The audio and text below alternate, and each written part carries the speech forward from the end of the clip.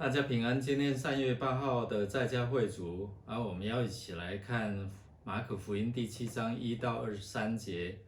主题是执守祖先传统。我们来先看今天的金句，在马可福音7章8节，我们一起来念。耶稣说：“你们居守人的传统，而放弃了上帝的命令。”那经文是在讲到耶稣有关洁净的教训，1到13节是对恶意的批评者文士跟法利赛人来教训他们，14到16节是在对一般的群众来教导，17到23节是对他的门徒来教导。那经文在运用在我们生活当中，因为我们现在面临疫情，所以如果以现在防疫的观点来看，马可福音的7章1到5节这个例子法利赛人来怪罪耶稣的门徒吃饭前不洗手，哪里有错啊？毕竟饭前洗手是一个卫生好习惯啊。那问题是2000年前的犹太信仰执着在这洁净洗手的这件事情，其实是宗教文化礼仪的细节，与今天防疫的卫生关注完全是两码子的事哦。那古代犹太人他们洗手的重点，如果不是在卫生，那又是表达什么呢？问题是出在哪里啊？那古代犹太人他们洗手表达的其实是一种界限哦。犹太人他们独特的身份，其实洗手跟其他的礼仪一样哦，为要表述说犹太人跟外邦人他们的身份是有别，所以从市场回来怕的不是沾染从市场带来的细菌而是他是不是在市场他曾经跟这些外邦人有接触。那借着洗手来说明自己是上帝分别出来的选民举凡对食物时间作息、生活的礼仪规条，这个都是与他们身份的界限有关。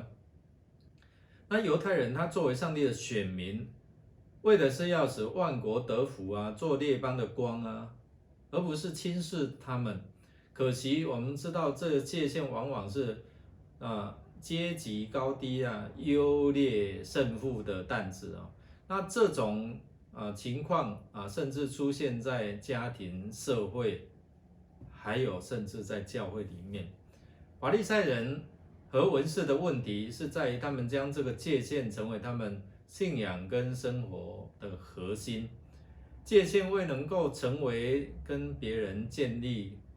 关系，或者是跟群体作为建立关系的桥梁反倒成为高举自己，然后度量别人，甚至去排斥数落他人的工具和意识形态。这个是耶稣他引用以赛亚书来责备他们的原因这百姓用嘴唇来尊敬我，心却远离。他们将人的吩咐当作道理教导人，所以拜我也是枉然。那耶稣他召聚众人来说明污秽的来源其实是内在，而并非是外在耶稣要群众看穿整个这个问题，污秽与否不在于吃喝的内容，而是在于他内心发出的思想。我们来默想，你经验过这个界限被用作否定或是排斥他人的工具吗？